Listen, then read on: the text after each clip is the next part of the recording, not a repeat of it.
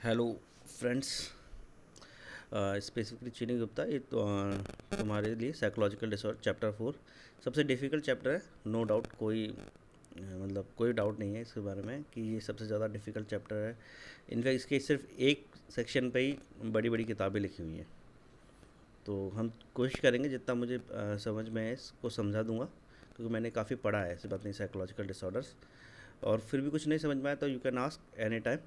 और ये चूँकि चैप्टर काफ़ी बड़ा है, तो इसको लगभग 3 से 4 वीडियो आएंगे इसमें, क्योंकि सिर्फ एक साइकोलॉजिकल डिसऑर्डर को समझाने में ही लगभग पूरा पूरा आधा पौन घंटे का टाइम लगेगा कम से कम।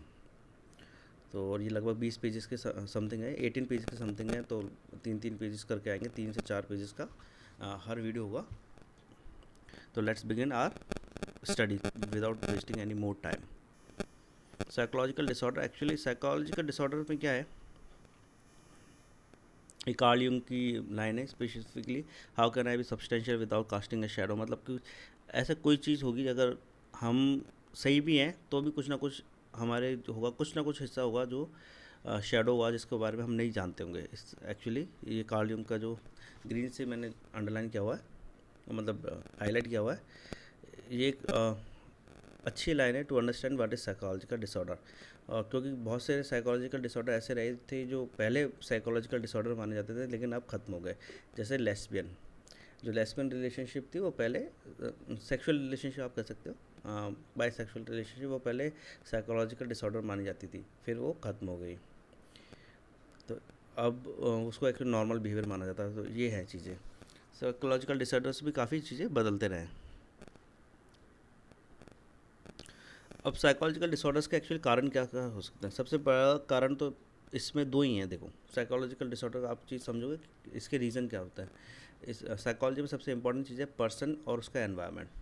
तो या तो उसका कॉज होगा, जो साइकोलॉजिकल डिसऑर्डर की जो रीज़न होगा या कॉज होगा, वो इंसान का खुद होगा, या तो पर्सन मतलब जेनेटिक है ना, या कोई एक्सीडेंटल हो जाए, जैसे अमनीजिया वगैरह होता है ना, एक्सीडेंटल केस होता है।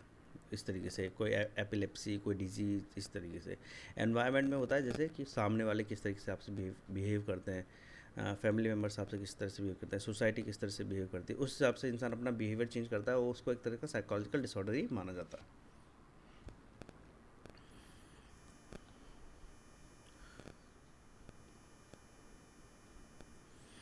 और साइकोलॉजी ने क्या ओवर ए पीरियड इसकी जो डेफिनेशन देने की कोशिश करी। पहले अब्नॉर्मल साइकोलॉजी कई चीज़ें थी, जैसे मेंटल इलनेस, कुछ वायलेंट बिहेवियर एट्सेट्रा। बाद में इसको थोड़ा सा और रिफाइन करके सोफिस्टिकेट बनाने की कोशिश हुई, और सबनॉर्मल साइकोलॉजी की जो डेफिनेशन आई, वो I basically mall adaptive behaviour के तौर पर। अब माल अडेप्टिव बिहेवियर क्या होता है, कोई भी ऐसा बिहेवियर जिसके कारण आपको एडजस्ट करने में प्रॉब्लम आती हो, जिसके कंसिक्वेंसेस आपके लिए नेगेटिव रहते हैं। अब वो किसी तरह से भी हो सकता है। वो माल अडेप्टिव बिहेवियर आपका खुद का सोचा हुआ हो सकता है, कॉन्शियसनेस के कारण हो सकता है, स्किल लर्निंग के थ्रू हो सकता है, मतलब लर्न बिहेवियर हो सकता है, और जेनेटिक प्रॉब्लम हो सकती है। सबसे पहली जो प्रॉब्लम थी, इसमें जो concept of abnormality and psychological disorders है, ये एक्चुअली वक्त के साथ बदलते रहे। मैंने जैसे आपको बताया, पहले पागलपन भी था, कई और चीज़ें भी आती थी। अब उसको एक्चुअली, चूँकि ये थ्योरी थी, सबसे पहले क्या है, साइकोलॉजी का आपको थ्योरी देनी है तो उसके कुछ ना कुछ ऑब्जेक्टिविटी उसमें होनी चाहिए। सिर्फ हम सिर्फ कह के कि ये पागल है, वो पागल है, ऐसे नहीं कर सकते। पागल इन द सेंस, मतलब सॉरी, ये टर्म यूज़ नहीं करना चाहिए। बेसिकली टर्म है माल अडेप्टिव बिहेवियर। तो reason of maladaptive behaviour है वो बेसिकली क्या है। तो इसके लिए क्या था, सबसे objectivity, how would you identify कि this behaviour is particularly maladaptive behaviour, यानी कैसे आप पता करोगे कि जो ये बिहेवियर है ये माल अडोप्टिव बिहेवियर है। इसके कुछ ना कुछ तो पैरामीटर होने चाहिए ना। जैसे आपको गुस्सा आता है, अब कहीं जो जिनको साइकोलॉजिकल डिसऑर्डर होता है उनको भी गुस्सा आता है। अब आपको भी गुस्सा आता है, उनको भी गुस्सा आता है। हाउ वुड यू आइडेंटिफाई कि भाई आपका जो बिहेवियर है माल अडोप्टिव है कि नहीं, और उसका जो बिहेवियर है वो माल अडोप्टिव है कि नहीं, यानी अब नॉर्मल बिहेवियर है कि नहीं। माल अडोप्टिव का मतलब होता है अब नॉर्मल बिहेवियर। तो उसके लिए जो पैरामीटर है वो सबसे ये 4 चीज़ें हैं। डेवियंस होना चाहिए, तो distress, dysfunction and danger. Deviant का मतलब होता है एक्सट्रीम, अनयूजुअल, इवन बिजार। क्या, जैसे डेवियंट बिहेवियर का आप मतलब समझ सकते हैं, सिर्फ गुस्से में नहीं समझ सकते, और भी चीज़ों में समझ सकते हैं। मान लीजिए कैसे एक ग्रेंजर बिहेवियर होता है जिसमें आप इंसान को खुद को बहुत ज़्यादा मतलब बहुत सुंदर जनरली उसमें रहता है कि सुंदरता पर रहता है को ब्यूटिफिकेशन है ना, अपने आप में कुछ ऐसी एबिलिटी या कैपेबिलिटी समझना जो कि दूसरों में नहीं है ना, अब नॉर्मल सी एक्सट्रीम। जैसे कोई समझे कि वो उसको जैसे कि हाँ, अब सोसाइटी में काफ़ी आपने देखा होगा ये एक्चुअली जैसे रहते हैं तांत्रिक वगैरह टाइप बिहेवियर रहता है ना लोगों का, काफ़ी का रहता है। कईयों का तो प्रोफेशनल टाइप रहता है, कईयों का ऐसे ही रहता है नॉर्मल में। तो वो समझ सकते हैं कि उनके पास बहुत दैवीय शक्ति हैं, ये हैं, तो ये एक्सट्रीम बिहेवियर है, अनयूजुअल है। तुम नहीं सोचोगे, फैमिली में भी नहीं सोचेगा, लेकिन हज़ारों लोगों में से कोई नहीं होगा, लेकिन कोई एक होगा जो इस तरीके से डेविन डेवियन बिहेवियर दिखाएगा। डिस्ट्रेसिंग। अब एक्चुअली क्या डिस्ट्रेसिंग, डिस्ट्रेसिंग का मतलब परेशान करने वाला। अब डिस्ट्रेसिंग जो भी आपका डेवियन बिहेवियर है, अब वो उससे परेशान कौन कौन होते हैं ये देखने वाली बात है। आप खुद परेशान होते हैं या दूसरे परेशान होते हैं। जनरली क्या होता है, ये डिस्ट्रेसिंग दोनों के लिए होता है। डिस्ट्रेसिंग का क्या होता है, इसका नेगेटिव कंसिक्वेंस ये रहता है कि आप वो बिहेवियर दिखाएंगे, उससे फिर आप खुद परेशान हो जाएंगे। कंसिक्वेंस से हो सकता है आपको पता ना चले, लेकिन आपको और तरह की प्रॉब्लम झेलनी पड़ सकती हैं, है ना। लोगों का वॉलेंट बिहेवियर आपको झेलना पड़ सकता है, आपको पता ही नहीं उसके कंसिक्वेंसेस। ये सबसे इंपॉर्टेंट चीज़ होती है, आपको कंसिक्वेंसेस पता ही नहीं रहते। तो डिस्ट्रेसिंग, और दूसरों के लिए भी डिस्ट्रेसिंग होता है। जैसे स्किज़ोफ्रेनिया का जो पेशेंट होता है उसमें ये बहुत ज़्यादा रहता है कि स्किज़ोफ्रेनिया का जो पेशेंट होता है उनको, उससे जो फैमिली होती है वो ज़्यादा परेशान हो जाती है, क्योंकि उसको हेलुसिनेशंस आते हैं ना, इल्यूजन्स होते हैं, कई चीज़ें रहती, इल्यूजन सॉरी, हेलुसिनेशन रहता है उसको। और उसको एक कैटाटॉनिक बिहेवियर रहता है उसमें, क्योंकि क्या होता है कि बॉडी को वो बहुत ज़्यादा रिजिड पोजीशन में रख लेते हैं। तो वो बहुत ही अब नॉर्मल डरावना सा लगता है वो पोजीशन। तो डिस्ट्रेसिंग होता है। डिसफंक्शनल, डिसफंक्शनल सिंपल मतलब जो इसका लिटिल मीनिंग है वही है कि person ability to carry out daily activities on a constructive way. मतलब क्या होता है कि जैसे आप मान लो स्टडी भी कर रहे हो, है ना, या आप कोई गेम खेल रहे हो, तो हमेशा अब हम ये कोशिश करते हैं कि उसमें से है ना कुछ बेटर सीखने को मिले, इनडायरेक्टली इनडायरेक्टली उसके रिजल्ट हमारे लिए पॉजिटिव रहें। लेकिन जो अबनॉर्मल बिहेवियर होगा और जो मालएडप्टिव बिहेवियर होगा, उसमें क्या होगा, जो अभी आप एक्टिविटी कर रहे हो, है ना, उससे आपको कुछ फ़ायदा नहीं होगा, बल्कि दूसरे भी परेशान होंगे। डिस्ट्रेसिंग तो हो गई, लेकिन आपकी जो है दूसरे काम करने की क्षमता है वो भी प्रभावित होगी। जैसे ओसीडी में ही होता है, जो ओसीडी बिहेवियर ना, कंपल्सिव डिसऑर्डर्स कहते हैं। तो कंपल्सिव डिसऑर्डर्स में क्या होता है कि आप जैसे सोच लिया किसी को बीमारी है, तो वो क्या दिन भर हाथ ही धोता रहेगा। अब जैसे आप कोरोना की सिचुएशन में है, अब हम सबसे अच्छा एग्जांपल है कोरोना सिचुएशन में, क्या है कि हमें अपने हैंड वॉश करने हैं, नहाना भी है, ये ठीक है, ये सबको करना है। अगर आप 3 बार बाहर गए, 3 बार नहा लिए, ठीक है। कई ऐसा हो सकता है कि एक बार जब लोगों से मिले बहुत ज़्यादा तब नहा लिए, एक बार नहीं मिले तो थोड़ा हाथ हाथ मुँह धोकर ही वो अलग हो गया। लेकिन ऑब्सेसिव कंपल्सिव डिसऑर्डर जिसको भी होता है, उसके साथ प्रॉब्लम क्या रहती है कि उसके दिमाग में वो ऑब्सेशन की तरह रहता है और कंपल्सिव बिहेवियर वो परफॉर्म करता है। और ये इसको हम बाद में सीखेंगे कि एग्जैक्टली क्या है, किस तरीके से होता है। सबसे पहले तो ये ध्यान रख लो, ओसीडी का जो बिहेवियर ऑब्सेशन मतलब आपका पर्टिकुलर थॉट, एक पर्टिकुलर सोचने का जो तरीका है वो लगातार आपके दिमाग में चलता रहता है, दैट इज़ ऑब्सेशन। आप उसको चेंज नहीं करते, भले ही उसमें कितने भी रेशनल उसके खिलाफ आर्गूमेंट दे दी जाए, कितना भी आपको व्यू पॉइंट, अपना खुद का व्यू पॉइंट इलॉजिकल लग सकता है या दूसरों को लग सकता है, तब भी आप उस बिहेवियर उस पर्टिकुलर थॉट को रखते हैं अपने दिमाग में, बार बार सोचते रहते हैं, उसी पे आपका फोकस रहता है। ये तो है ऑब्सेशन। और कंपल्सिव का मतलब ये रहता है कि उस ऑब्सेशन को दूर करने के लिए आपने क्या करा है कि एक पर्टिकुलर बिहेवियर अपनाया है, तो आप उस बिहेवियर को रोक नहीं सकते। जैसे ही आपको वो थॉट आया पर्टिकुलरली, भले ही जनरली क्या गंदे रहने का, डिजीज़ का, इस तरह का आता है, तो आपको जैसे लगा गंदगी है और आपने हाथ धो लिया, वो ठीक है, बहुत ही सही डिसीजन है, कोई इसमें डिस्ट्रक्शन नहीं है। लेकिन आपको से थॉट ही आ गया कि यार मैंने ये एक बार हाथ नहीं 2 बार धो लिया, चलो ये भी ठीक है, लेकिन अब आप बार बार हाथ धो ही जाना कि नहीं इधर भी रह गया, नहीं उधर भी रह गया, नहीं मैंने हाथ अपना हवा में घुमा दिया था उससे भी मेरी जर्म्स लग गए होंगे, फिर मैं हाथ धोने लग गया। तो इससे क्या हुआ कि अब आपका जो सारा ध्यान है वो सिर्फ और सिर्फ इस particular particular way of behaving पे ही रहा। तो ये क्या है, अब नॉर्मल बिहेवियर है कि आप सिर्फ एक बार बाहर गए, उसके बाद आप पता चल रहा है 3-4 घंटे तक नहा ही रहे हैं। तो ये एक्चुअली डिसफंक्शन है। अब आप 3-4 घंटे में और भी काम कर सकते थे ना, कुछ अच्छा कर सकते थे। 15-20 मिनट नहाना होता है, उसके बाद आपकी आपकी ज़रूरत की दूसरी चीज़ें भी करनी है, पढ़ाई भी करनी है, लेकिन आप पढ़ाई नहीं कर रहे, सिर्फ यही एक ही चीज़ पर आपका फोकस है, तो ये बेसिकली होता है डिसफंक्शनल। और फोर्थ पैरामीटर है डेंजरस। तो ये डेंजरस का मतलब खतरनाक, आपके लिए खतरनाक, खुद के लिए खतरनाक, दूसरों के लिए खतरनाक। तो जहाँ तो डेंजरस बिहेवियर होता है और मतलब इरेशनल बिहेवियर होता है, इलॉजिकल डेंजरस, मतलब डेंजर क्रिएट करता है दूसरों के लिए, तो वो हमेशा से ही साइकोलॉजिकल डिसऑर्डर का पार्ट है। ये ख़ास तौर से उसमें रहता है पैरानोइया। पैरानोइया जो डिसऑर्डर होता है उसके अंदर ये डेंजरस बिहेवियर बहुत रहता है। आप मतलब कोई भी एक्सट्रीम स्टेप भी ले सकते हैं। तो ये 4 चीज़ें हैं। सो डेवियंस, एक तो एक्सट्रीम और बिज़ार, थोड़ा बहुत तो कोई भी बिहेवियर आप देख लीजिए रहता ही है, लेफ़्ट राइट, मतलब थोड़ा बहुत डेविएशन तो रहता है। जैसे आप पर्टिकुलर किताब को किस तरह से पढ़ते हैं, आपके भाई किस तरह से पढ़ते हैं, उसमें थोड़ा डिफरेंस रहेगा, लेकिन आप उल्टा करके ही पढ़ रहे हो और आपको कुछ याद भी नहीं हो रहा, तो वो डेविएंट बिहेवियर है बहुत ज़्यादा। फिर डिस्ट्रेसिंग, जैसे मैंने बताया, खुद के लिए भी दूसरों के लिए भी।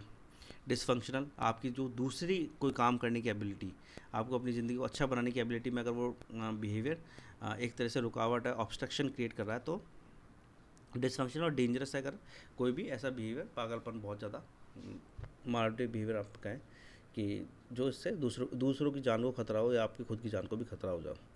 जैसे कि कई कई केसेस में सुसाइड को भी अबनॉर्मल बिहेवियर ही माना जाता है। तो ये डेफिनेशन जो थी, ये 4। अब इस ये पैरामीटर एक्चुअली 4 बहुत ज़्यादा इंपॉर्टेंट है, क्योंकि इससे हम अबनॉर्मल बिहेवियर अब थोड़ा क्लियर हुए। क्योंकि जैसे मैंने बताया, कुछ बिहेवियर ऐसे थे जो पहले अबनॉर्मल माने जाते थे, फिर ओवर ए पीरियड वो अबनॉर्मल नहीं माने गए।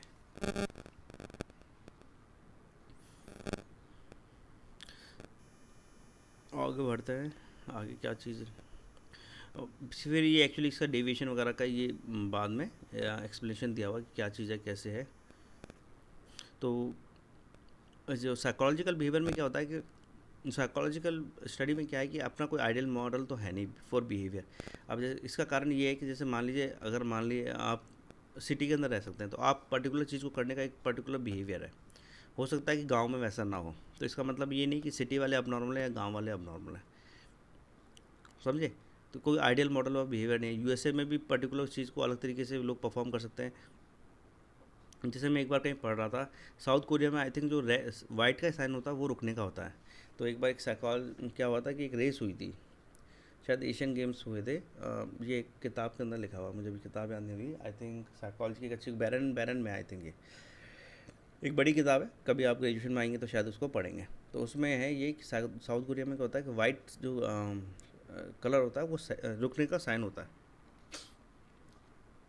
अपने नॉर्मल में रेड यूज़ करते हैं। तो उसमें एक रेस हुई थी, तो उस रेस में क्या हुआ था कि वो उसको जहाँ रुकना था, वो एथलीट था, वो जीत गया था, लेकिन उसको जहाँ रुकना था वो वहाँ रुका नहीं, या उसको जहाँ खड़ा होना था उस साइन को यूज़ करके, उस साइन पे वो रुका नहीं, और उसके कारण वो रेस हार गया।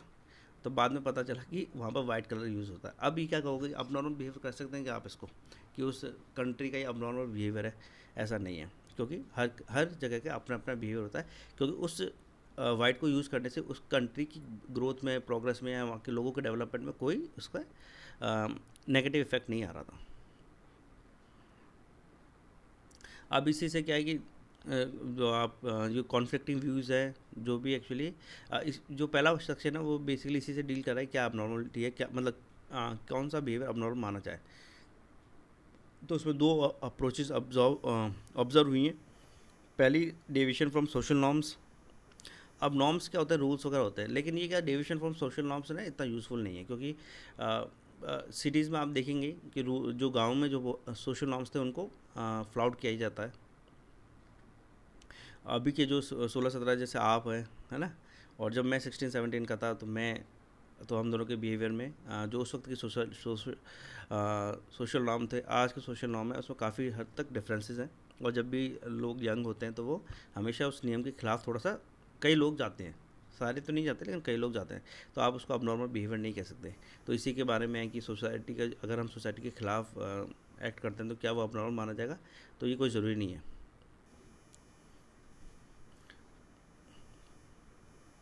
सेकेंड है माल अडप्टिव अप्रोच, जो मैंने कहा था कि साइकोलॉजी में क्या है कि बिहेवियर को माल अडप्टिव अप्रोच से ही देखा गया है। अगर वो आपको मतलब डिसफंक्शनल आपके लिए प्रॉब्लम क्रिएट करता है, डेविएंस क्रिएट करता है, मतलब डेविएंट बिहेवियर है जो आपके लिए खुद के लिए डिस्ट्रेसिंग है, डिसफंक्शनल है और डेंजरस है, तो मालएडप्टिव बिहेवियर है।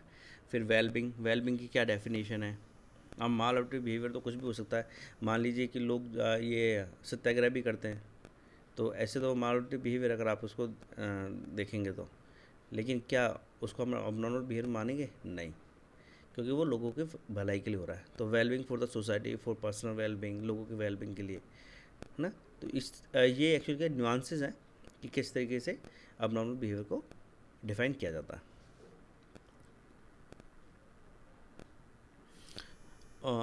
एक जगह हाँ, इसमें मालएडप्टिव बिहेवियर ये भी बोलता है कि जो मालएडप्टिव बिहेवियर का जो अप्रोच है वो ये भी बोलता है कोई ज़रूरी नहीं कि आप सोसाइटी के खिलाफ जाए तभी अबनॉर्मल बिहेवियर माना जाए।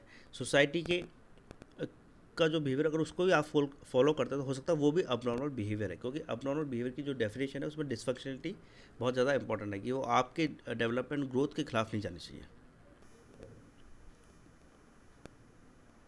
जैसे कि इसमें सबसे अच्छा एग्जांपल आपकी क्लास स्टूडेंट के हिसाब से ही दिया, जैसे आपका है, मान लीजिए आपकी क्लास में स्टूडेंट है, आपके दिमाग में कुछ क्वेश्चन आया, अब उसमें क्लास में क्या है 60 स्टूडेंट है, 59 कुछ नहीं पूछ रहे, आपने भी इसलिए नहीं पूछा कि वो सिर्फ 59 कुछ नहीं पूछ रहे, तो क्या इसको नॉर्मल बिहेवियर माना जाएगा? नहीं, ये नॉर्मल बिहेवियर नहीं है। इसके अगर आपके दिमाग में कोई क्वेश्चन हो सकता है उन 59 ने क्वेश्चन सोचा ही नहीं हो, लेकिन आपने सिर्फ इसलिए क्वेश्चन नहीं पूछा क्योंकि आपको लगा कि वो नहीं पूछे तो मैं क्यों पूछूं। हुँ? तो ये आपके जो है डिसफंक्शनल है, आपके लिए डिस्ट्रेसिंग है। अगर आपने क्वेश्चन नहीं पूछेगा आप खुद उसमें परेशानी में रहोगे कि यार इसका जवाब क्या है ना? दूसरा, आप जब तक उस क्वेश्चन में उलझे रहोगे तो आप और किसी चीज़ पे फोकस नहीं अच्छे से कर पाओगे। तो ये सब इम्पोर्टेंट, इस कारण से मालएडप्टिव बिहेवियर में भी सोशल कन्फर्मिंग बिहेवियर को भी मालएडप्टिव बिहेवियर माना जा सकता है। और मालएडप्टिव बिहेवियर का अगर बताने के बाद क्या हो सकता है कि प्रॉब्लम एग्जिस्ट हो सकती है।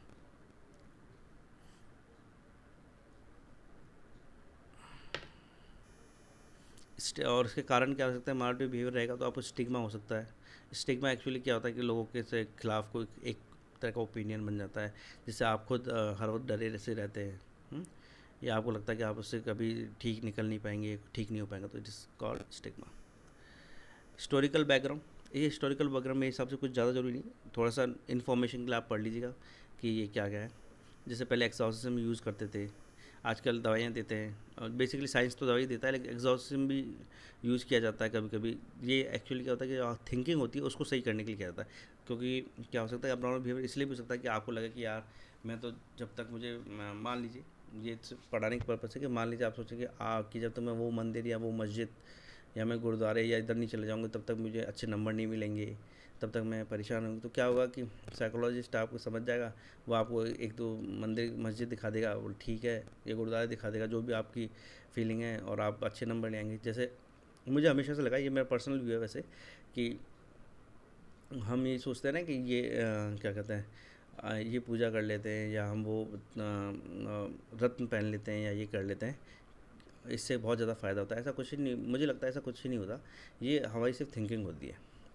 अगर हम सच में अपने जो काम है उस पर फोकस करेंगे ना, अगर आप स्टडी पे फोकस करोगे तो आप स्टडी में अच्छे हो जाओगे, चाहे आप कुछ ही कर लो। एक वक्त में, क्योंकि मैंने भी ये इस तरह की चीज़ें अपनाई हैं, जब स्कूल टाइम होता था हमें भी थिंकिंग नहीं होती, फिर ओवर ए पीरियड मुझे जब रियलाइज़ होता मैंने सब चीज़ अपनी हटा उठी थी, अब मैं कुछ ही नहीं पहनता, और शायद अब मैं कोई मंदिर भी नहीं गया, कई कई साल हो गए मुझे। और मुझे लगता है जब से ये सब चीज़ें थोड़ी सी दिमाग से, ऐसा नहीं भगवान में विश्वास नहीं है, भगवान में विश्वास है, लेकिन अब मैं मतलब वो चीज़ रिचुअल्स नहीं परफॉर्म करता कि ये करने से मेरे नंबर आएंगे या वो करने से आएंगे, है ना। ये बहुत पहले जब जॉब थी उससे पहले ही मैंने ये चीज़ छोड़ दी थी। इसलिए हमेशा आप फोकस करें, ये मेरा खैर अपना व्यू है, तो आप अपने हिसाब से देखें। इसलिए हमेशा रहता है कि आप फोकस करें, स्टडी में फोकस करें, 2-3 बार किताब पढ़ेंगे तो आपको समझ में आ जाएंगी चीज़ें सारी। ये मैंने हमेशा रियलाइज़ किया है। तो ये एग्जॉस्टिज्म है कि दिमाग से कुछ परफॉर्म करके क्या होता था कि जैसे पुजारी और जो क्रिश्चियनिटी में, ये आप मूवीज़ देखी हुई होंगे आपने, अरे तो उसमें परफॉर्म करते हैं और वो भूत कम हो जाता है, भाग जाता है, इस तरीके से ये सब चीज़ें मतलब हर सोसाइटी में रही हैं, हर सोसाइटी का ये हिस्सा रहे। फिर एक बायोलॉजिकल अप्रोच आई, जब इसको ओवर ए पीरियड जब साइंस का डेवलपमेंट हुआ तो बायोलॉजिकल अप्रोच आई कि ये आप में होता है तो आपको कुछ ट्रीटमेंट कर दिया जाए, दवाई दे दी जाए या ऑपरेशन कर दिया जाए, ठीक है। जैसे एपिलेप्सी को दूर करने के लिए ऑपरेशन किया जाने लगा था, I think John F Kennedy के ही फैमिली में कोई एक एग्जांपल है, जॉन एफ कैनेडी की फैमिली में ही कोई लेडी थी, ज़्यादा मुझे याद आ रहा है, उसमें उसको एपिलेप्टिक का सीजर होता था, तो उसको ठीक करने के लिए क्या होता कि डॉक्टर ने वो उसका ऑपरेशन कर दिया। उसके बाद क्या हुआ कि उनकी वो जो मेमोरी है वो चली गई थी। तो बायोलॉजिकल ऑपरेशंस होते थे, फिर वो भी लगा कि ये भी अभी ठीक नहीं है। कई कई अप्रोचेज आई, जैसे लर्निंग, जैसे होगा लर्निंग के पार हिसाब से अप्रोचेज आई, डेवलप हुई, साइकोडायनामिक थ्योरीज डेवलप हुई इसको ठीक करने के लिए ओवर पीरियड। फिर साइकोलॉजिकल अप्रोच आई। तो साइकोलॉजिकल अप्रोच क्या बेसिकली फोकस करती है कि कैसे किसी प्रॉब्लम को दूर किया जा सकता है। जैसे इंडिविजुअल जो खुद आप सोचते हो, अगर आप ये सोचते हो कि आपको बिना मदद के ये चैप्टर नहीं पढ़ा जा सकता, समझा जा सकता, तो ये आप गलत सोचते हो। ऐसा कभी नहीं होता। हो सकता है कुछ एक आध पॉइंट हो जो आपको नहीं समझ में आए, क्योंकि वो आप उस पर आपका कभी ध्यान नहीं गया, या आपने अभी तक वो पढ़ा नहीं इसलिए। लेकिन आप हमेशा अगर चैप्टर खुद भी पढ़ेंगे तो आपको समझ में आ जाएगा। तो ये जो इनएडिक्वेट थिंकिंग होती है ना हमारे दिमाग में, ये एक इसको दूर करने के लिए साइकोलॉजिकल अप्रोच आएगी, ये आपकी खुद की सोच में। तो जैसे एक केस था, अभी मुझे याद नहीं आ रहा, उसमें एक्चुअली स्टूडेंट को यही उसमें यही एग्जांपल था। उसमें स्टूडेंट के साथ क्या, हाँ, एक पिग्मेलियन वो है, स्टडी है ना, जैकबसन की है, पिग्मेलियन थ्योरी है। इस एजुकेशन थ्योरी में क्या हुआ था कि एक क्लास में एक क्लास में टेस्ट किया गया था, उसमें कोई आइस टेस्ट था शायद, वो दिया गया था। आइस टेस्ट मतलब टेस्ट का नाम था वो नॉर्मली पेन पेपर वाला टेस्ट था आई थिंक। तो इस स्टडी में एक सबसे अच्छी चीज़ ये थी, उस स्टडी में क्या करा गया था कि 60 बच्चे ढूंढे गए, है ना। तो उसमें से क्या हुआ, 60 बच्चों को टेस्ट दिया, उसमें 4 बच्चे आखिर में ढूंढे गए, और जैकबसन ने कहा कि ये 4 बच्चे बहुत ही ज़्यादा इंटेलिजेंट हैं, इनमें मतलब आप समझ नहीं सकते, इसमें इतनी एबिलिटी है जो स्कूल में शायद किसी में हो। हम्म, असल में क्या था कि वो 4 बच्चे रैंडमली ढूंढे गए थे, मतलब जो, और वो भी पुअर परफॉर्मिंग थे। असल में उन्होंने बहुत ही पुअर परफॉर्मेंस दिया था, और क्या कहते हैं, वो 4 रैंडमली उन 4 बच्चों का सिलेक्शन हुआ।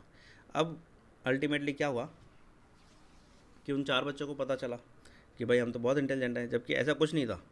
असलियत में ये कुछ भी नहीं था, उनकी परफॉर्मेंस बहुत ज़्यादा अच्छी नहीं थी, है ना। और टीचर को भी लगा अरे एक साइकोलॉजिस्ट ने ये ढूंढा है तो बिल्कुल सही कहा हुआ, है ना। तो मुझे आज तक लगा नहीं कि इन 4 बच्चों में एबिलिटी है। इससे क्या हुआ कि एक तो 4 बच्चों का अपने प्रति वो बिहेवियर चेंज हो गया उन बच्चों का, है ना, और टीचर का बिहेवियर भी उन बच्चों के प्रति चेंज हो गया। उससे क्या हुआ, उन बच्चों की परफॉर्मेंस बहुत इंप्रूव कर गई, बहुत इंप्रूव। तो मैं आपको बता रहा हूँ, जो इनएडिक्वेसी की जो फीलिंग्स होती है ना, साइकोलॉजिकल अप्रोच इसी पे आई कि हम साइकोलॉजिकल वे से, यानी आपका जो थिंकिंग पैटर्न है सिर्फ उसको चेंज करके आपकी ज़िंदगी में कई चीज़ों में बदलाव लाया जा सकता है। तो ये 3 अप्रोचेज हैं, ये काफ़ी लंबे टाइम तक नहीं, 3 अप्रोचेज, है ना। अब ओवर पीरियड में रिफाइनमेंट हो गया, एक्सोसिस्टम तो काफ़ी हद तक कम ही हो गई है, ख़त्म सी हो गई। बायोलॉजिकल अप्रोच अभी भी चलती है, और साइकोलॉजिकल अप्रोच है।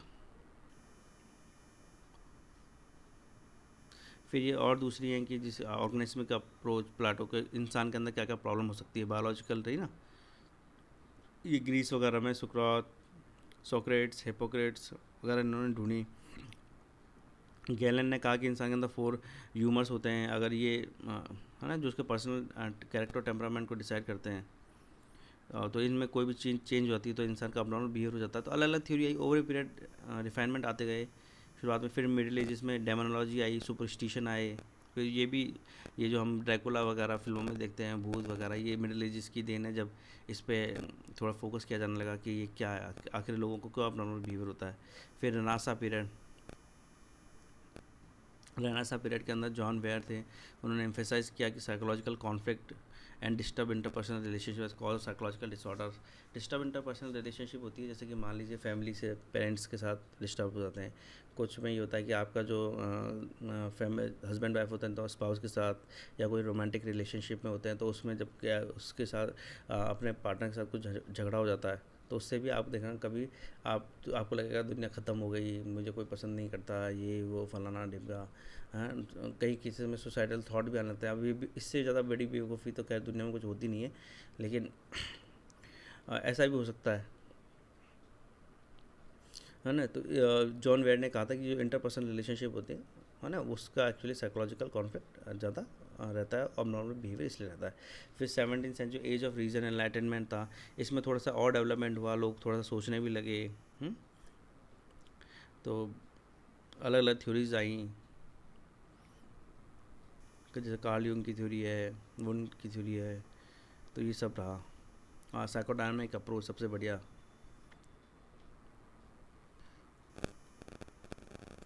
अब क्या होता है, अब जो लेटेस्ट में जो चल रहा है ना, ये चल रहा है इंटरेक्शनल अप्रोच। इंटरेक्शनल अप्रोच ये कहती है कि जो आपका अबनॉर्मल बिहेवियर रहता है ना, ये सबसे ज़्यादा इंपॉर्टेंट है, इसका ध्यान रखना। वैसे तो तुम्हें दिख ही रहा होगा, सही बताओ तो समझ आया।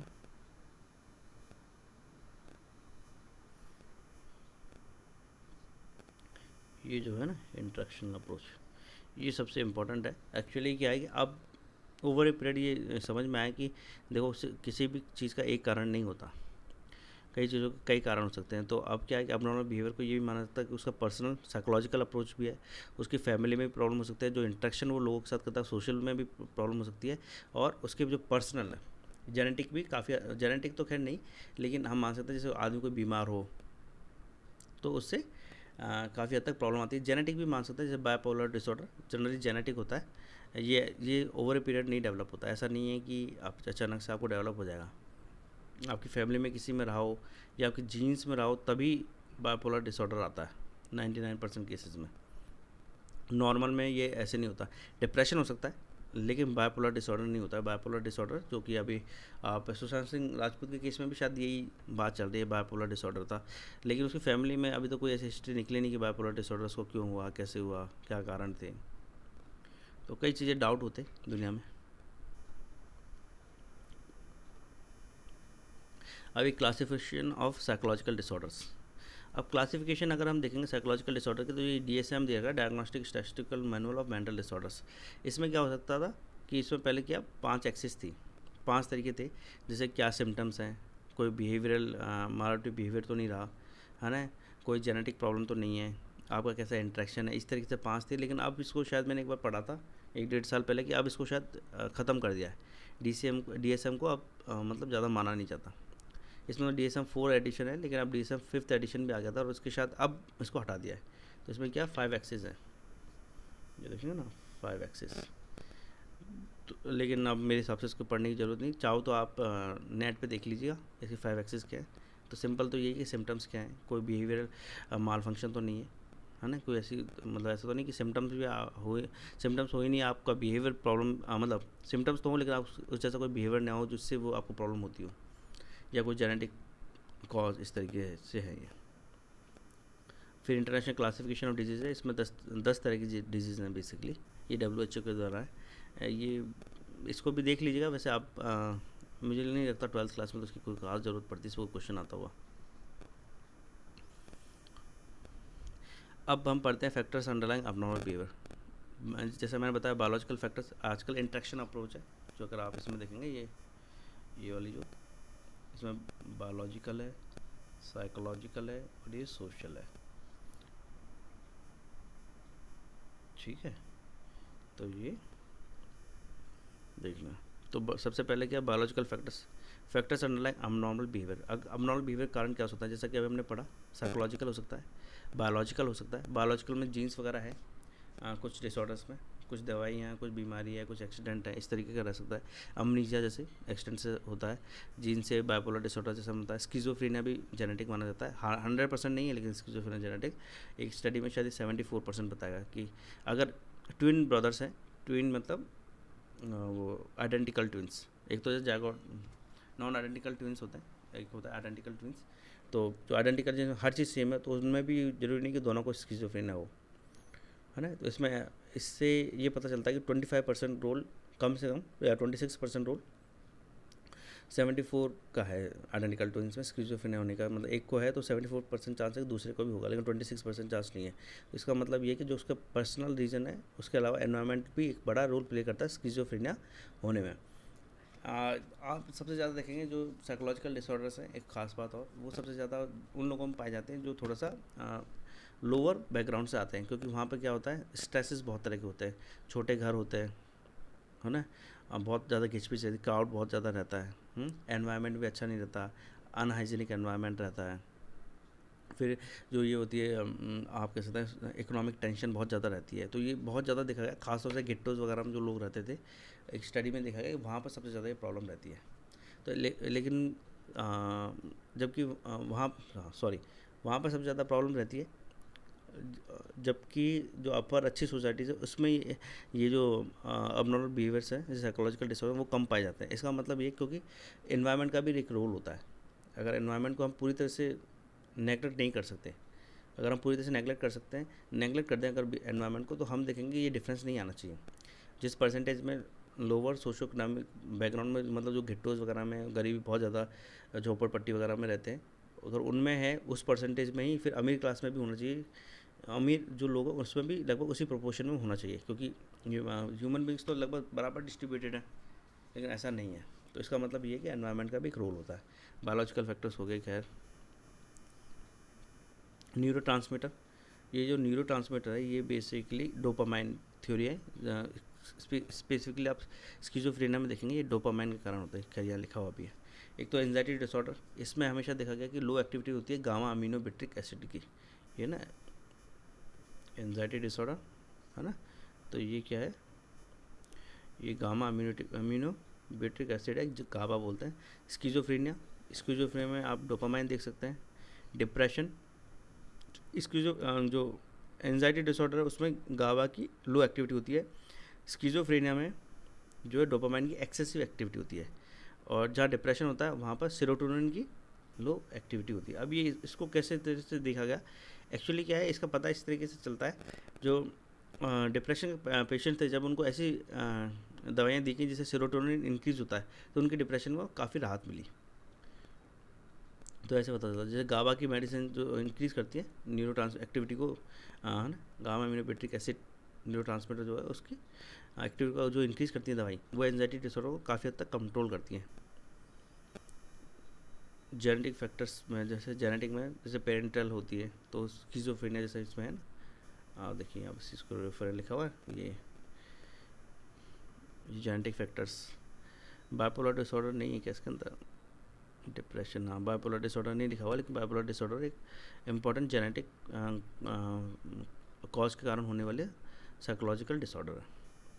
साइकोलॉजिकल मॉडल्स, अब psychological maternal deprivation, psychological models में क्या होता है, अबनॉर्मल बिहेवियर, जैसे जनरली जो जैसे पति पत्नी के झगड़े, रोमांटिक रिलेशनशिप के झगड़े, पेरेंट्स और बच्चों के बीच के झगड़े, उसके कारण हो जाता है। कहीं उनकी क्या होता है, जैसे लैक ऑफ पेरेंट्स के कारण, आपने देखा जिनके ऑर्फनेज सोसाइटी में क्या होता है, ये देखा गया है टू एन एक्सटेंट, ऐसा 100% तो नहीं होता, लेकिन कुछ में देखा गया है उनमें एक तरीके क्या फैटलिस्टिक एटीट्यूड डेवलप हो जाता है कि हम कितनी भी कोशिश करें हमारे साथ बुरा हो ही सकता है। तो ये जो चीज़, ये वाला बिहेवियर जब डेवलप होता है तो क्या होता है कि आदमी कोई कोशिश करने से खुद को रोक देता है, और या वो कोई कोशिश ही नहीं करता। मेटरनल डिप्राइवेशन पे एक थ्योरी और है। मेटरनल डिप्राइवेशन पे क्या होता है कि एक लिबनान में आई थिंक डेनिस करके एक साइकोलॉजिस्ट थे, डेनिस थे कि अभी मुझे एग्जैक्टली नाम है, शायद डेनिस ही थे।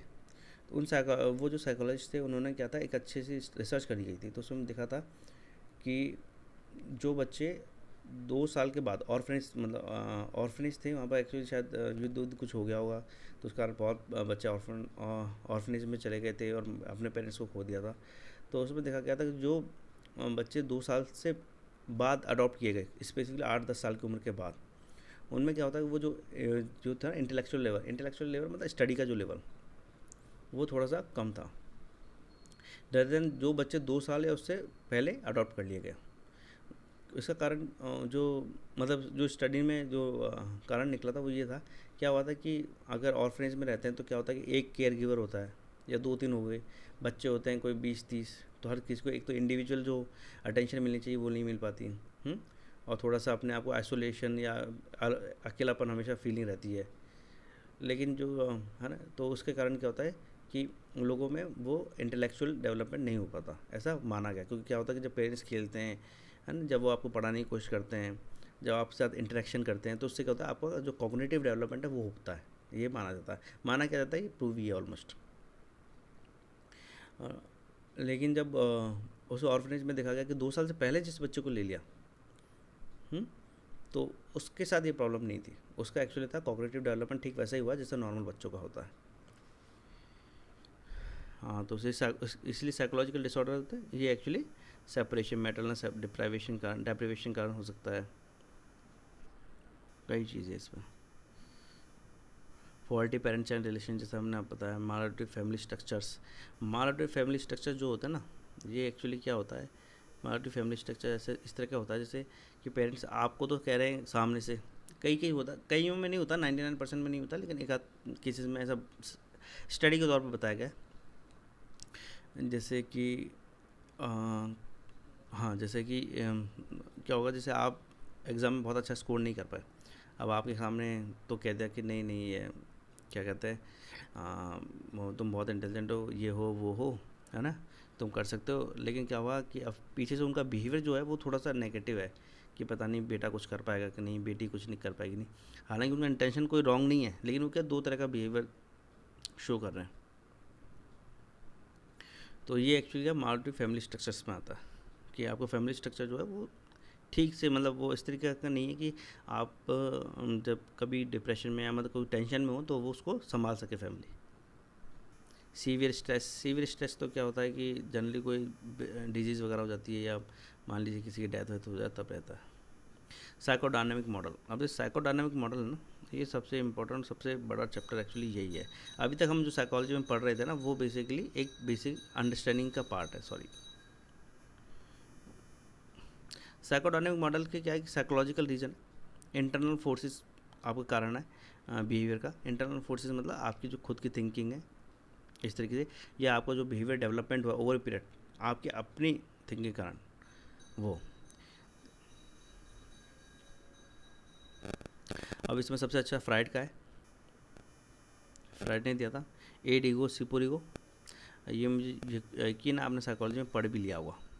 उसने एक्चुअली ये 3 पर्सनैलिटी के कंस्ट्रक्ट दिए थे कि ये 3 पर्सनैलिटी कंस्ट्रक्ट होते हैं।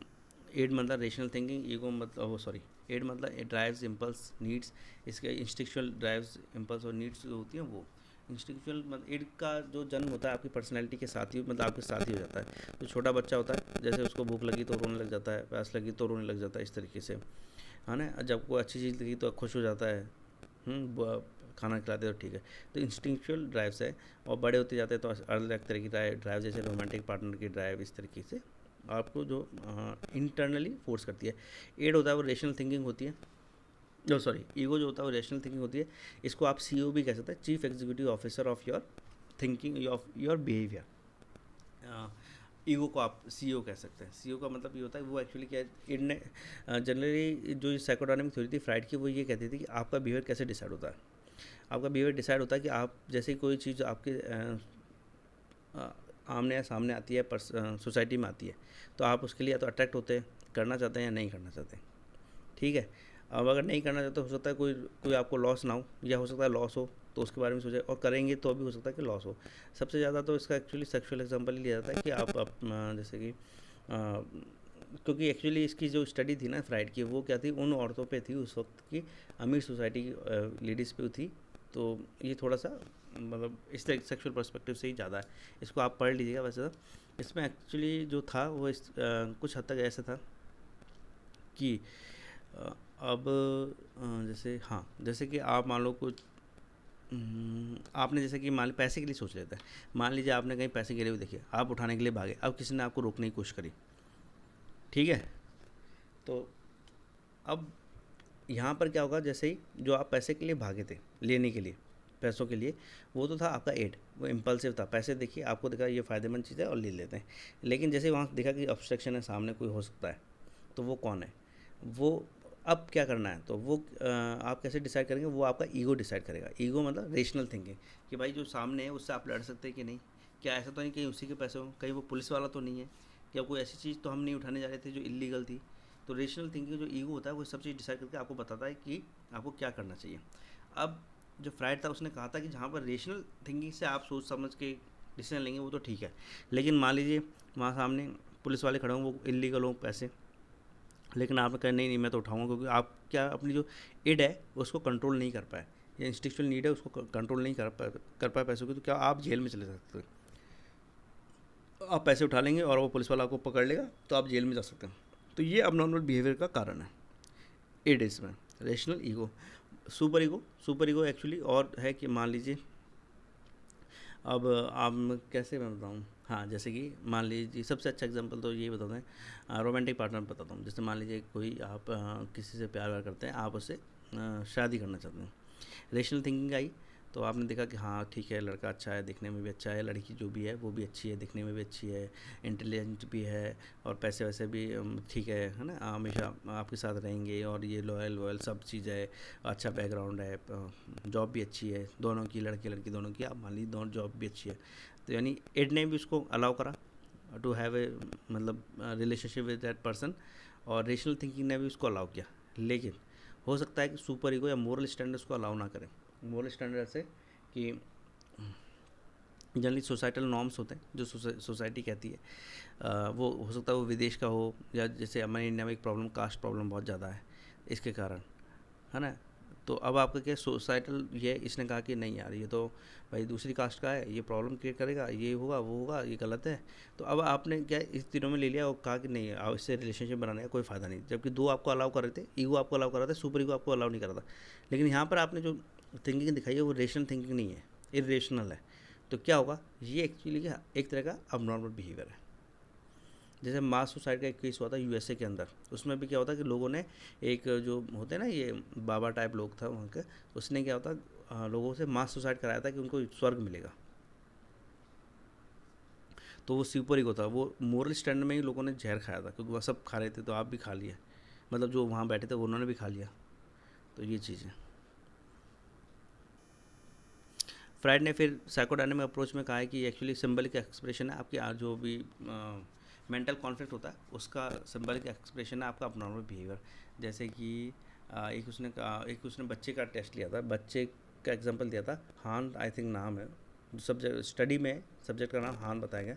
तो उसको प्रॉब्लम थी, घोड़ों से बहुत डर लगता था।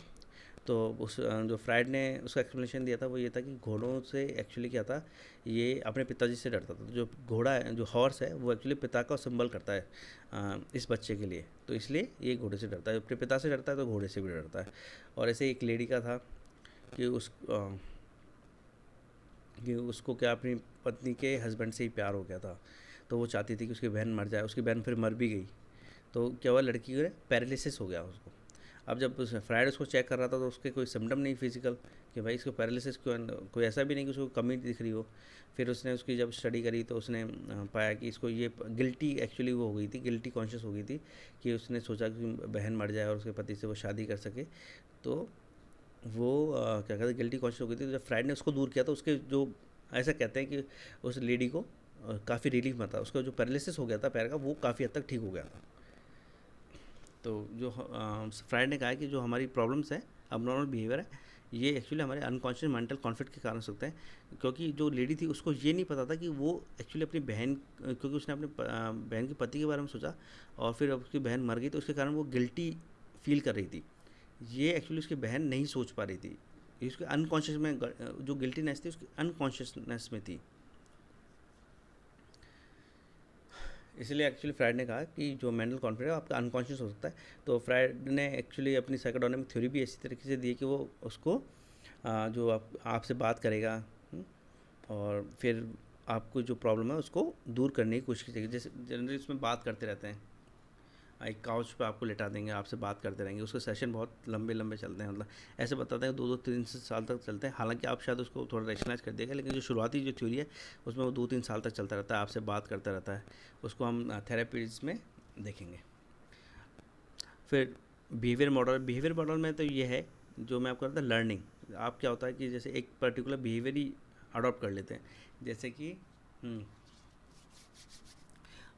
आप चैलेंजेस से दूर भाग जाते हैं, कोई प्रॉब्लम आई आप निकल जाते हैं, तो आपको अच्छा लगता है, फिर आप कभी नहीं आता। जैसे डर, डर जो मैं आपको बताऊं, हाँ सबसे अच्छा एग्जांपल है बिहेवियर में डर। हमारा डर कैसे सस्टेन करता है, हमारा जैसे आप मान लीजिए आप अकेले कमरे में जाने से डरते हैं। अब क्या हुआ, आपको जैसे अकेले कमरे में छोड़ा जाएगा तो आप बाहर निकल जाएंगे, या घर में किसी के पास चले जाएंगे। उससे क्या होगा कि आप जब कमरे के अंदर गए तो आपको क्या टेंशन हुई, स्ट्रेस आया अकेले कमरे में, और जैसे आप बाहर गए और किसी के दूसरे के पास जाकर खड़े हुए तो आपको वो टेंशन रिलीव हो गया। अब आपकी बॉडी ने ये पहचान लिया कि भाई आप अकेले कमरे में तो प्रॉब्लमेटिक, मतलब आपको टेंशन हो जाती है, और बाहर किसी के साथ आप ठीक रहते हो। तो क्या होगा, जब भी आप गलती से अकेले रह जाओगे ना तो आपको डर लगने लग जाएगा, टेंशन हो जाएगी, आप ढूंढोगे कोई हो आपके साथ। तो इससे क्या होगा, अबनॉर्मल बिहेवियर क्रिएट होता है। जैसे बहुत लोगों को लिफ्ट में अकेले प्रॉब्लम आती है, वो उनको चाहिए कोई लिफ्ट में साथ चले, तो इससे कोई यही सोचेगा ना आपको कुछ प्रॉब्लम है। तो इस तरीके का ये मालूटिव बिहेवियर होता है, ये लर्न बिहेवियर होता है। डर सबसे अच्छा एग्जांपल है जिसमें कि डर हमारा लर्न बिहेवियर है। अब लर्निंग क्लासिकल कंडीशनिंग के थ्रू भी हो सकती है।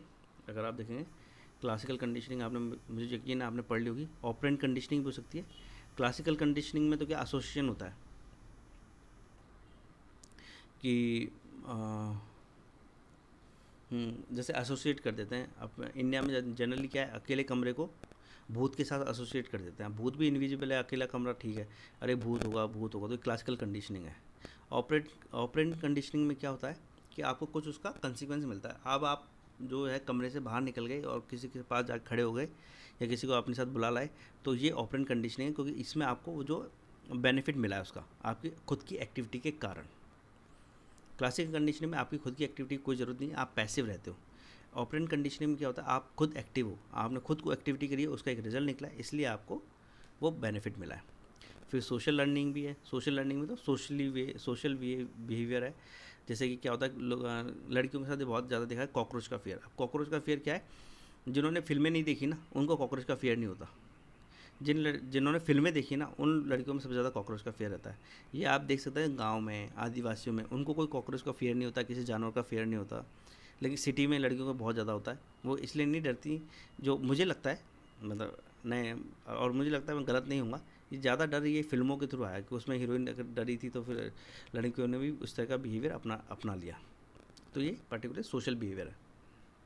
हालांकि मेरा अपना भी हो सकता है गलत भी हो, लेकिन थोड़ा सोचिएगा। फिर कॉग्निटिव मॉडल में एक्चुअली इसमें क्या रहता है कि आपका सोचने का तरीका है। इसमें सबसे अच्छी थ्योरी किसकी है, मुझे नाम याद नहीं आ रहा। कॉग्निटिव मॉडल में क्या होता है, अब ये सबसे अच्छी थ्योरी है साइकोलॉजिकल कॉन्फ्लिक्ट की, बहुत ज़्यादा यूज़ हुई है। ये ख़ास तौर से यूज़ होती है इसमें जो आपके एडिक्शन होते हैं इसके अंदर। अभी मुझे उस थेरेपिस्ट का नाम याद नहीं आ रहा, बहुत ही फेमस थेरेपिस्ट है। खैर आ जाएगा वो अपन जब कभी थेरेपी में आप पढ़ोगे तो उसमें है ये कॉग्निटिव मॉडल।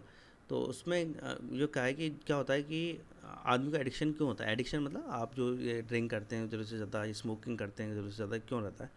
क्या होता है कि बहुत लोगों को ऐसा लगता है कि वो स्मोक करते हैं तो उनको टेंशन कम हो जाती है। हो सकता है निकोटिन के कारण थोड़ा सा उनको अच्छा सा फील होता हो, लेकिन आपकी टेंशन कभी दूर नहीं होगी। लेकिन क्या होगा, आपको फील होगा कि टेंशन आपकी दूर हो जाती है तो आप और ज़्यादा स्मोकिंग करते हो। अब ये इसका कारण क्या, आपकी सिर्फ सोच है, आपको उसका कुछ पर्सनल बेनिफिट नहीं मिल रहा। तो ये बेसिकली कॉग्निटिव मॉडल है। पीपल में hold assumption attitudes themselves about that are irrational inaccurate. दूसरा क्या होता है कि लोग अपने बारे में सोच सकते हैं कि उनको बहुत बड़ी पावर्स है या बहुत इंटेलिजेंट हैं, ये हैं वो हैं, उस कारण वो पर्टिकुलर बिहेवियर मेंटेन रखते हैं, जिससे भी प्रॉब्लम हो सकती है। और कॉग्निटिव मॉडल मतलब इलॉजिकल वे ऑफ थिंकिंग। अब हर, मैंने जैसे आपको कहा था कि किसी भी साइकोलॉजिकल डिसऑर्डर का कोई एक कारण नहीं होता, सब मल्टीपल कारण होते हैं।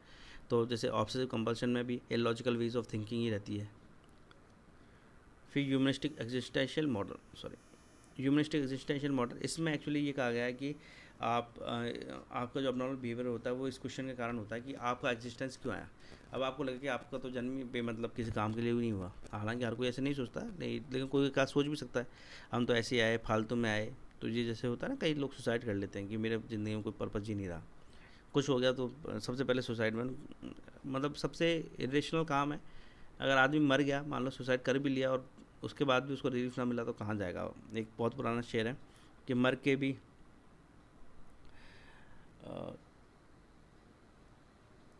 के भी हमें राहत ना मिली तो कहाँ जाएंगे।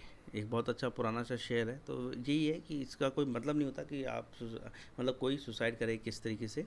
तो ह्यूमनिस्टिक एग्जिस्टेंशियल मॉडल बेसिकली हमारे एग्जिस्टेंस के बारे में बात करता है ना, कि जैसे हमें लगता है कि हमारी मतलब सोसाइटी कोऑपरेटिव नहीं है, फ्रेंडली नहीं है, कंस्ट्रक्टिव नहीं है, तो उससे प्रॉब्लम आती है। Socio culture model, socio culture मतलब किसी सोसाइटी में ही रहती है ये abnormality, abnormal way of living ही उनकी सोसाइटी में रहती है, बहुत ज़रूरत से ज़्यादा मतलब रिचुअल्स में इन्वॉल्वमेंट, है ना, ये कल्चर मॉडल होता है अबनॉर्मलिटी का। कई फैमिलीज़ के कारण रहती है, फैमिलीज़ में जैसे कि मान लो लड़ाई झगड़े बहुत होते हैं पेरेंट्स के बीच में, आपस में पेरेंट्स में, मतलब हस्बैंड वाइफ में बहुत फाइट है, तो बच्चों पे उसका रॉन्ग असर जाता है ना। और जो क्या कई बच्चे क्या इंडिपेंडेंट मतलब बिल्कुल अकेले रहते हैं शुरुआत से, तो उसके कारण इंट्रोवर्ट्स बन जाते हैं, कुछ मेंटल इलनेस आ जाती है, ये सब चीज़ें हैं इसके अंदर, इसको पढ़ने से हो जाए। फिर diathesis stress model, diathesis stress भी एक बहुत अच्छा कंसेप्ट है, ये भी एक्चुअली आपका साइंटिफिक रेशनल कंसेप्ट है। डायथेसिस स्ट्रेस मॉडल ये कहता है कि ऐसा नहीं कि अगर आपको जेनेटिकली कोई, ये एक्चुअली जेनेटिक पे फोकस है, लेकिन एनवायरनमेंट को साथ लेके चलता है। इसमें ये कहा गया है कि मान लीजिए कि किसी की फैमिली में ही कोई अबनॉर्मलिटी चली आ रही है, तो ये ज़रूरी नहीं कि उसके बच्चे में भी वो रहेगी, ये बहुत हद तक एनवायरनमेंट पे भी डिपेंड करता है, क्योंकि जो एनवायरनमेंट होता है वो उसको जो अबनॉर्मलिटी होती है ना, जेनेटिक अबनॉर्मलिटी, उसको ट्रिगर करता है। जैसे मैंने आपको बताया था, स्किज़ोफ्रेनिया केसेस में भी 74% ही चांसेस है कि आइडेंटिकल ट्विन को भी वो होगा, 26% में नहीं होती, यानी 26% क्या एनवायरनमेंट है। अगर एनवायरनमेंट इतनी किसी इंसान की इतनी टेंशन या स्ट्रेस ले आता है कि वो क्या कहते हैं, उसका जो अबनॉर्मलिटी वाला हिस्सा है ब्रेन में वो ट्रिगर हो जाए, तो ही उसको अबनॉर्मल बिहेवियर आएगा, क्योंकि जनरली अबनॉर्मल बिहेवियर में स्ट्रेस ही हमेशा कारण रहता है। आप हमेशा चाहते हो कुछ जो आपके साथ बुरा होने वाला है उसको किस तरह से दूर किया जा सके। इसको ज़रूर पढ़िए, ये बहुत अच्छा साइकोलॉजी में ये बहुत अच्छा कंसेप्ट है, ये हमेशा पूछा जाता है, और थ्योरी मतलब इसके थ्योरेटिकली बहुत ही सही रहता है इसका समझना। इसको हम थोड़ा पढ़ लेते हैं। This model stage that psychological disorders develop when diathesis is set off by stressful situation, जैसे मैंने आपको बताया था ना कि जब ये डायथिसिस है ये वाली, so this model stage that, है ना, ये जो लाइन है इसको आप पढ़ेंगे तो समझ में आएंगे कि जब भी हमें बायोलॉजिकल प्री डिस्पोजिशन मतलब एक पर्टिकुलर वे ऑफ बिहेविंग, यानी अबनॉर्मल, इसमें बेसिकली अबनॉर्मल बिहेवियर जो है आपके अंदर, लेकिन वो ज़रूरी नहीं कि आप भी अबनॉर्मल बने। इसके लिए इंपॉर्टेंट ये है कि जो सोसाइटी है उस तरफ से उस तरह का स्ट्रेस या उस तरह का एनवायरनमेंट मिलना चाहिए। जिस स्किज़ोफ्रेनिया में एक थ्योरी है, स्किज़ोफ्रेनिया में भी ऐसा बोलते हैं कि कुछ हद तक ये फैमिली जो इंटरेक्शन है उसके कारण होता है, कि जैसे मान लीजिए कि बच्चा पढ़ाई कर रहा है ना, उसके अच्छे नंबर नहीं आ रहे, तो माँ सामने से तो बोल रही है कि नहीं नहीं कोई बात नहीं, तो बहुत इंटेलिजेंट, लेकिन उसके बिहेवियर से ऐसा बताते हैं, ऐसा बिहेवियर उसका इस तरीके का है कि वो बच्चे को लगता है कि यार माँ मुझे निकम्मा नकारा समझती है। तो ये इस तरह का एनवायरनमेंट मिलता है, इससे आपको स्किज़ोफ्रेनिया डेवलप हो सकता है।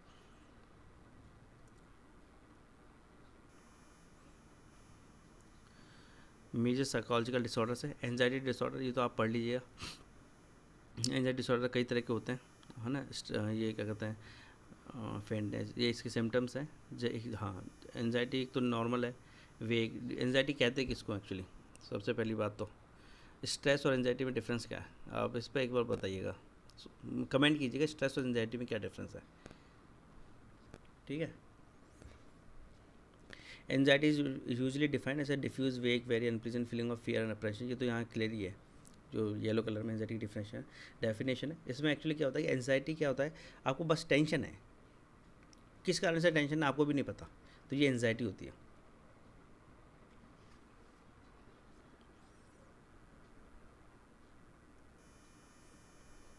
इसमें rapid heart rate, shortness breath, diarrhoea, ये सब चीज़ें आती है।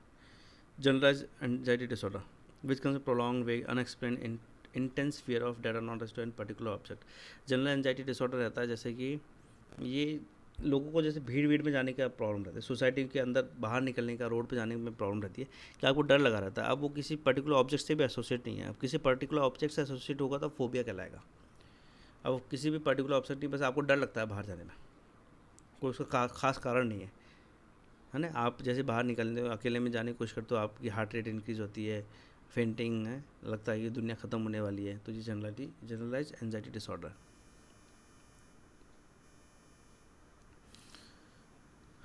पैनिक डिसऑर्डर, पैनिक डिसऑर्डर में क्या होता है, इसको ऐसे समझ पढ़ तो आप लीजिएगा। पैनिक डिसऑर्डर में क्या होता है, अचानक से आता है आपको जो अटैक है ना, वो अचानक से आता है, उसका आपको कुछ भी कारण नहीं पता।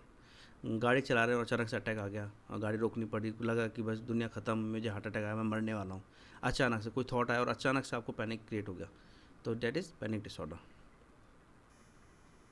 फोबियाज, जैसे मैंने आपको बताया, फोबियाज 3 तरह के होते हैं, बेसिकली 3 तरह के होते हैं। टाइप्स इसके 3 तरह के हैं, बाकी इसके पर्टिकुलर वीज तो अलग ही है कि एक क्या किसी को हाइट्स का होता है, एक्रोबैटिक होता है, किसी को इंसेक्ट से होता है, अलग अलग नाम है उसके फोबिया के। लेकिन ये टाइप 3 तरह के होते हैं। फोबियाज हमेशा 3 तरह के होते हैं, सॉरी जी। एक तो स्पेसिफिक फोबिया, स्पेसिफिक फोबिया होता है पर्टिकुलर चीज़ से अटैच्ड है, जैसे आपको अकेले में मतलब अकेले रूम से डर है, पर्टिकुलर कॉकरोच इंसेक्ट वॉल से डर है, फ्रॉग से डर है, स्नेक से डर है, हाइट से डर है, तो स्पेसिफिक फोबिया से है, ठीक है। और ये है सोशल फोबियाज, जब आपको सोसाइटी के होते हैं मतलब लोगों से इंटरेक्शन के दौरान जो प्रॉब्लम रहती है वो रहता है। अगोराफोबिया जो होता है वो एक्चुअली आपको भीड़ के कारण होता है। स्पेसिफिक फोबिया सबसे क्या कहते हैं, किसी भी चीज़ से, जैसे मैंने आपको बताया कि डर, उसको स्पेसिफिक फोबिया बोलते हैं। सोशल फोबिया जैसे एम्बैरेसमेंट, इंटेंस इनकैपेसिटेटिंग फियर, जैसे आपको बोल दिया जाए कि भाई ये डर बहुत लोगों में कॉमन रहता है, क्योंकि किसी अनजान व्यक्ति जिससे आप पहली बार मिल रहे हैं तो उससे बात करने में प्रॉब्लम रहती है, it's a social phobia. Agoraphobia रहती है जब आप अनफैमिलियर सिचुएशन में एंट्री करते हो, जैसे मान लीजिए कहीं मार्केट में एंटर कर रहे हैं तो आपको लगा अचानक से कि कोई आपको मार ना दे, तो इस तरह से इसको अगोराफोबिया आप कह सकते हैं। मतलब कोई भी ऐसी सिचुएशन जिससे आपने कभी पहले डील ना किया, उस सिचुएशन को अगर आपको दे दिया जाए और आपको अचानक से टेंशन एंजाइटी क्रिएट हो जाता है, that is agoraphobia. Obsessive compulsive disorder, मैंने आपको बताया ही था। ऑब्सेसिव कंपल्सिव डिसऑर्डर, ऑब्सेसिव के इसके 2 पार्ट हैं, एक तो ऑब्सेशन, दूसरा कंपल्शन। ये यहाँ पर लिखा हुआ है, ये ऑब्सेशन है ना, और कंपल्सिव बिहेवियर। ऑब्सेशन तो क्या होता है, जो पर्टिकुलर वे ऑफ थिंकिंग है ना, वो आप उसको छोड़ ही नहीं पाते। आपको तो जैसे किताब उठाई नहीं, उससे पहले लगता है फेल हो जाएंगे, तो ये ऑब्सेशन है। अब कंपल्सिव बिहेवियर, आप उससे टेंशन से दूर करने के लिए आप पढ़ाई करें सबसे अच्छा है, तो कोई बात ही नहीं। अब आप उस टेंशन से दूर करने के लिए आपके टीवी देखने लग जाते हैं, कुछ खाने लग जाते हैं, तो ये कंपल्सिव बिहेवियर है ना। तो इस मतलब मैं आपको इन जनरल समझा रहा हूँ थोड़ा सा लाइट वे में, कि ऑब्सेशन और कंपल्शन में कैसे डिफरेंस करेंगे। जैसे कि डिजीज़ का डर, जैसे आप किसी से मिला है, जैसे आज के कोरोना का कारण है, आप बार बार हाथ धोए जा रहे हैं, तो ये कंपल्सिव बिहेवियर है। ऑब्सेशन तो है ही कि कोरोना का डर है, लेकिन आप 24 घंटे कोरोना कोरोना कोरोना ही सोच रहे हैं, तो इट इज़ ऑब्सेशन।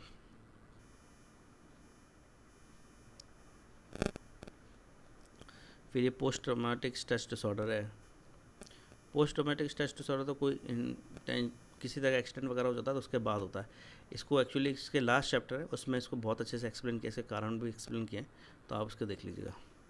सोमाटोफॉर्म डिसऑर्डर, ये भी एक टाइप है। इसमें क्या होता है कि इंसान को क्या होता है कि उसको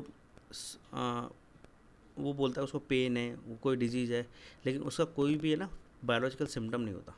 ऐसा नहीं होता कि वो बोल रहा है फीवर है ही नहीं, आपको कहीं दिखाई नहीं दे रहा, थर्मामीटर में आ ही नहीं रहा, लेकिन इस तरीके से रहता है। इसमें इसके अलग अलग मतलब इसमें भी टाइप्स हैं सोमाटोफॉर्म में, किस किस तरह का ये होता है। पेन डिसऑर्डर है ना, लोगों को लगता है उसके पेट पे लगातार दर्द ही होता रहता है।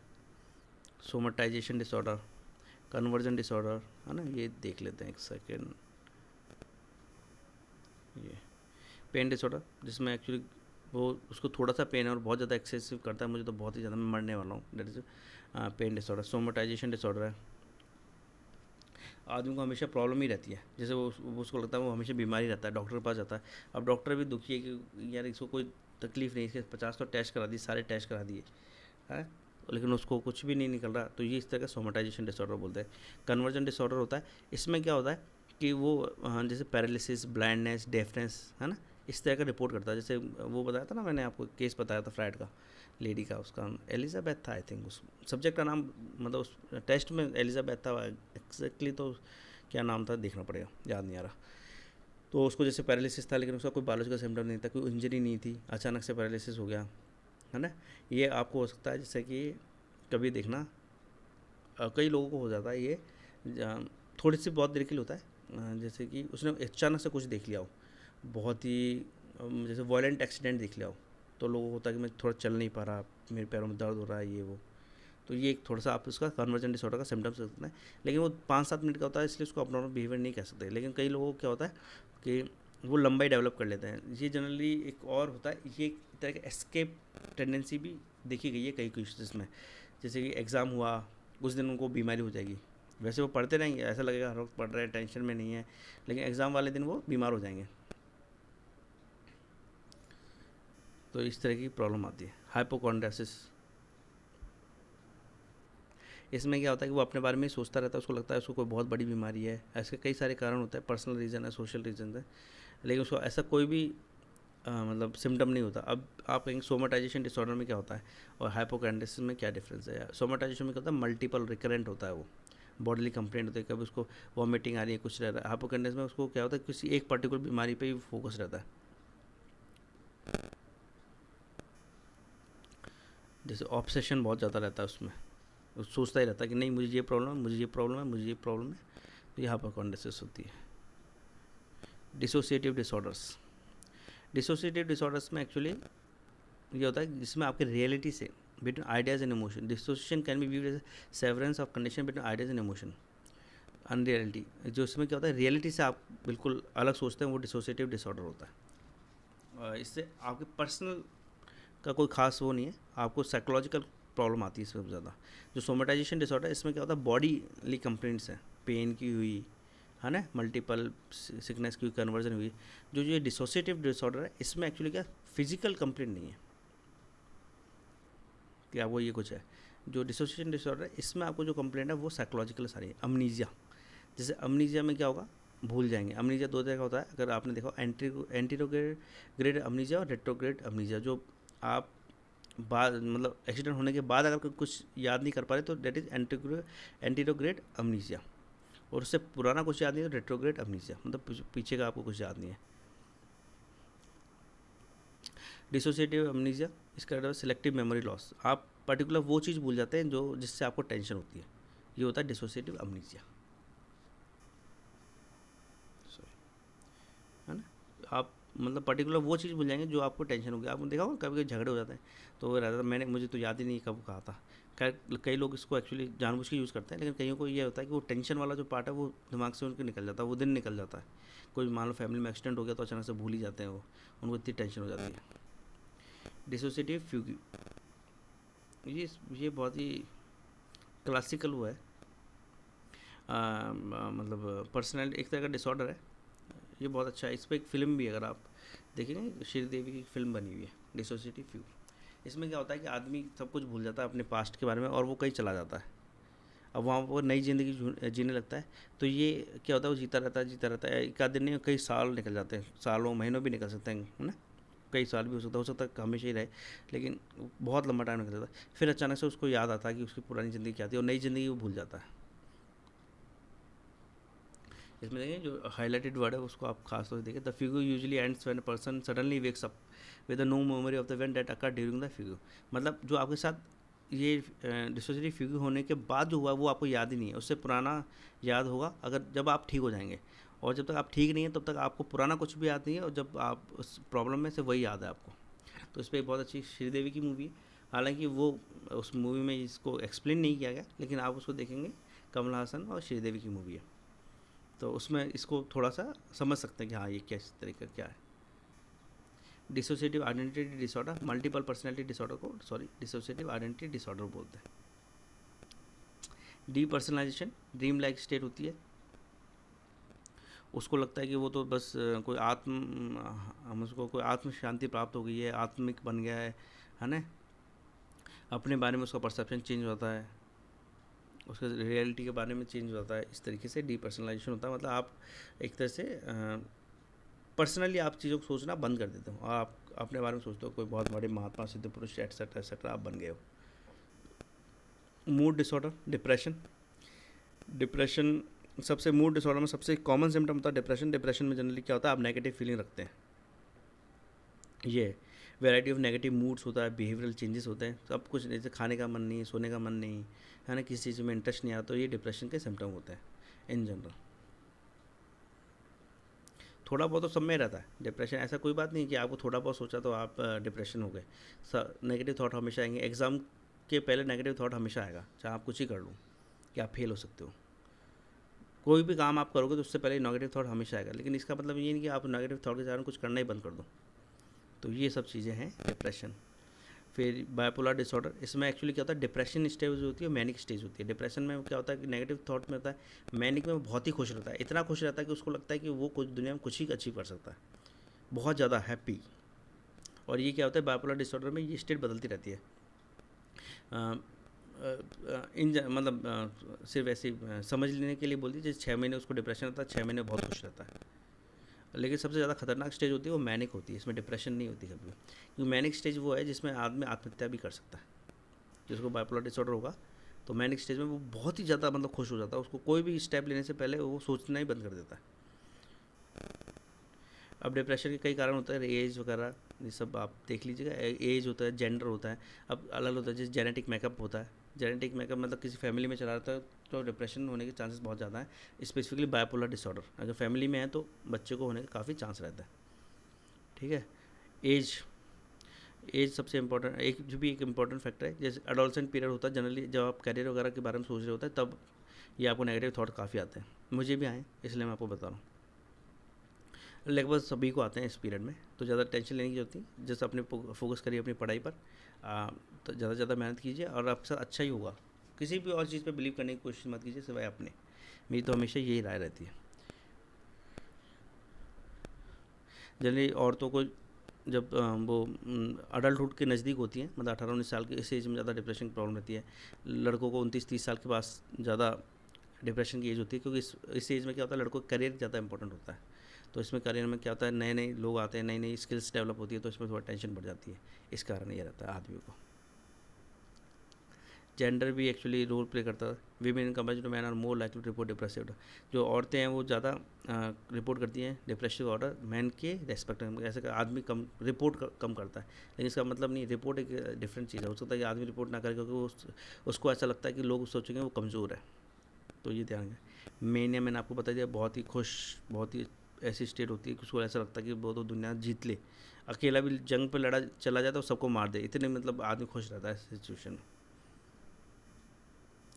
तो ये देख लीजिएगा, ये मेन हो गए स्किज़ोफ्रेनिया डिसऑर्डर। ये एक्चुअली एक अलग ही चैप्टर है, इसको मैं आपको अच्छे से बाद में समझाऊंगा, क्योंकि स्किज़ोफ्रेनिया अपने आप में एक बहुत बड़ा है। कम से कम 1.5-2 घंटे तो इसको समझाने में ही चाहिए, तभी ये अच्छा भी लगेगा। अभी मैं आपको पढ़ के बता दूंगा तो कुछ खास यूज़फुल नहीं होगा।